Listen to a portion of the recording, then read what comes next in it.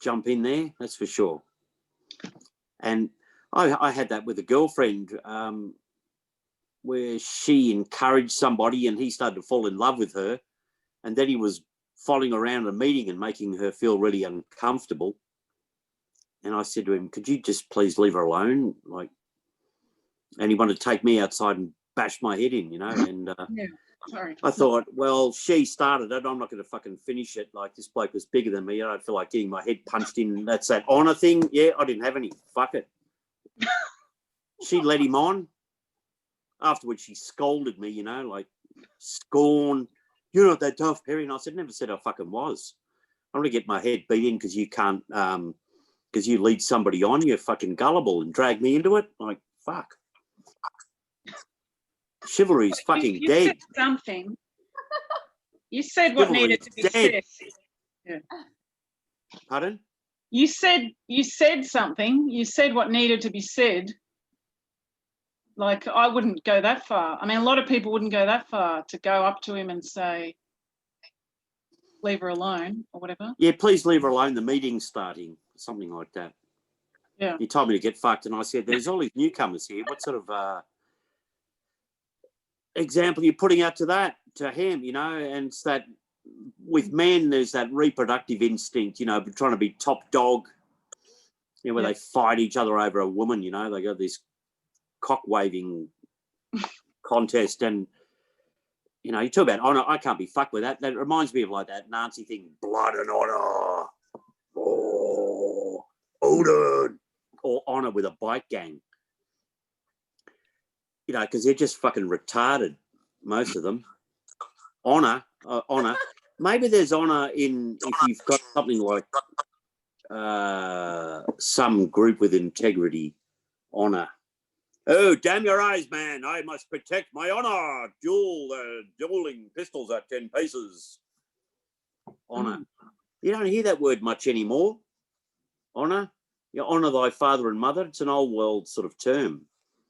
Honourable member, like fuck, politicians, really? Yeah, honour. Maybe it's integrity. Although I talk about these days of respect at the post office job I had. All these tough guys thought they were tough, men with vaginas, basically. No more real men anymore, just men with vaginas. Because when you say that, I mean, it's a bit derogatory, bit of complicated. A man with a vagina, what I would think of is that a man who's being controlled by his partner is a woman, his wife or whatever, and just does whatever she says. So he's turned into her in a way, and she's become the man. That's what I would think of. But you're talking about gossiping, drama. Yeah. Little groups, excluding others in little groups. Well, it's definitely what you little girls do in school. Yeah. And what I noticed with groups of men, a woman would come along. They, no matter what her emotional or moral makeup was, they would, like they call pedestalizing white knights. They would give her the easiest jobs, luxury, treat her like a princess, and other blokes around them, they would just, if they weren't in their little club, they'd get nothing.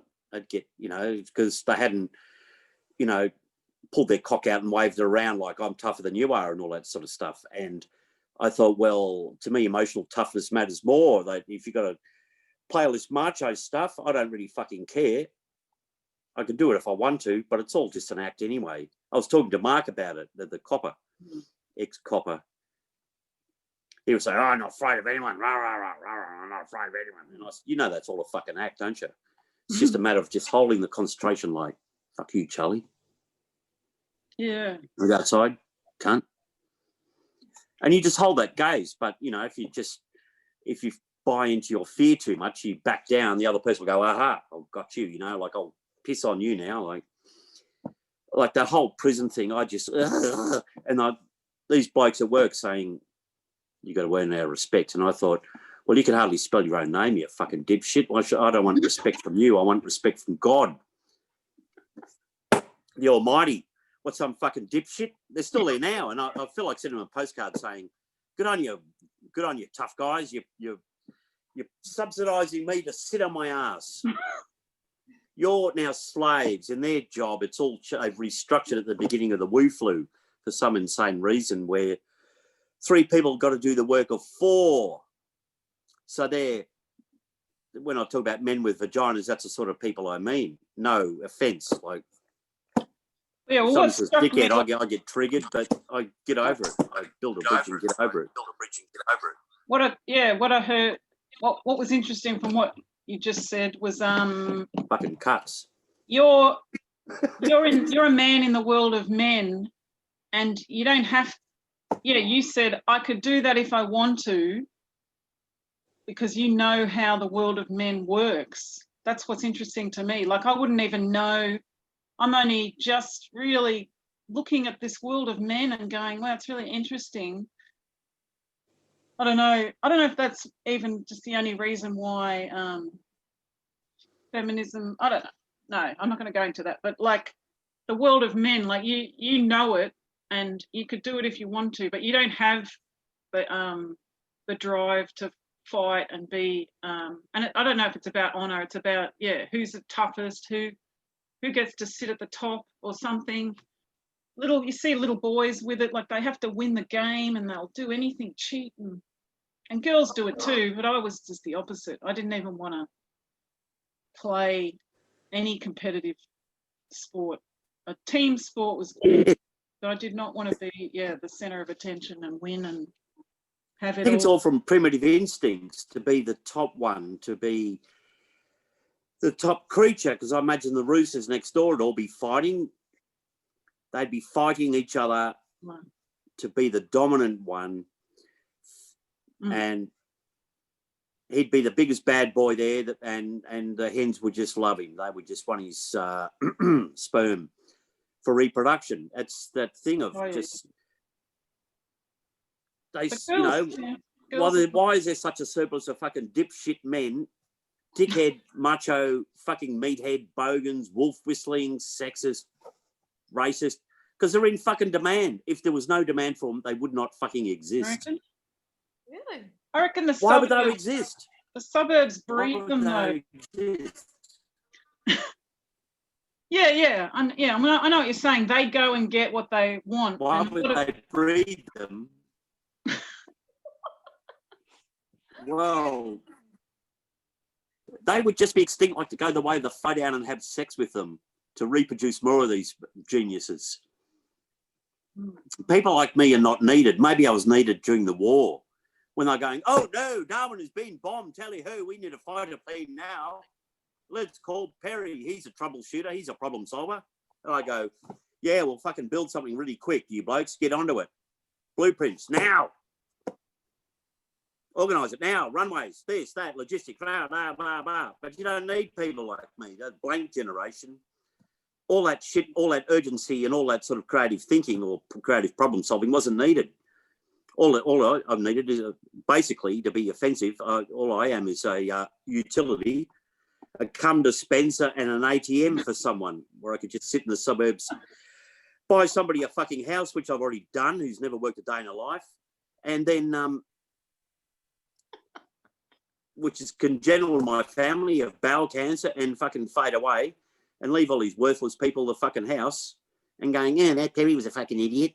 And, and maybe come to my funeral, and you think, well, that was my legacy, was just to be a cum dispenser and, a cash cow at the plantation. What a bleak prospect.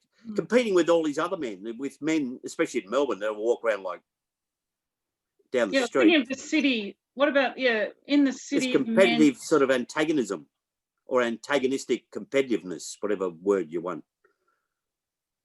But they're not fighting each other. It's more about money now, do you think? Money, and like they're very into their looks. They buy a lot of product and work out a lot, and so women want tall men and athletic and non-smokers.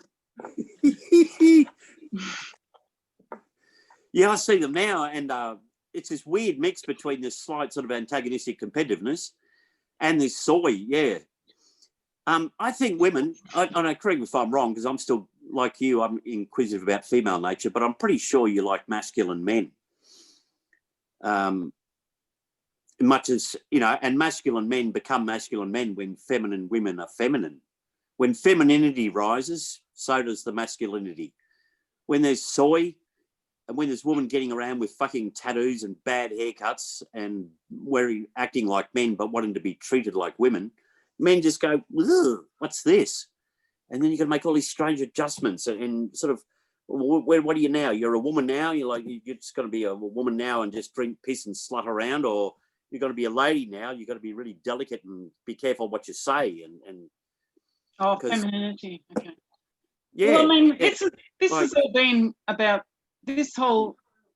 all these videos have just been straight people. Because the other thing I just remembered about sociology was, oh, but oh my God. Yeah, just, you know, not straight, but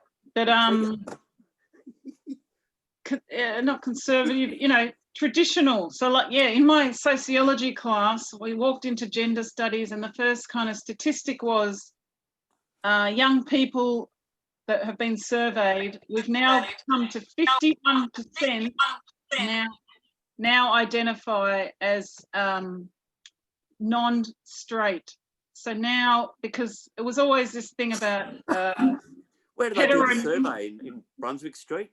Yeah, I know. Heteronormativity. So there's heteronormativity, and then as soon as you go past that 51%, it seemed very convenient, but I mean that's what they came up with. They did survey, I don't know, it was like 50,000, and only young people, so the new generation. Yeah, and what, in the cities or the country or where? Like, you know. Well, yeah, these are the things. I mean, I haven't done my research unit, so I don't want to claim that these things are flawed and wrong. And this was this professor that took this class, you know, she's my favorite. And there's a soy boys. Favorite. I don't know, I got a lot out of it, but my issue is why don't they study the classics? They just sort of have Foucault. These are classic. It's beautiful. All you know, of the did I tell you about the school I went to? Yeah.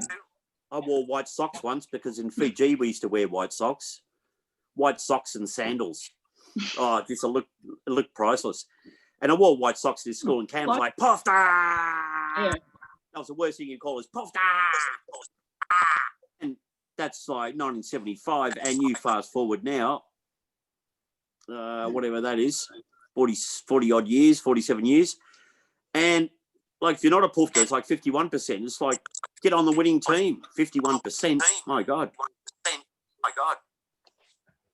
Fuck this feedback or this echo. Yeah, I keep muting. I'll just stop the recording because. Yeah, test. Is that echoing?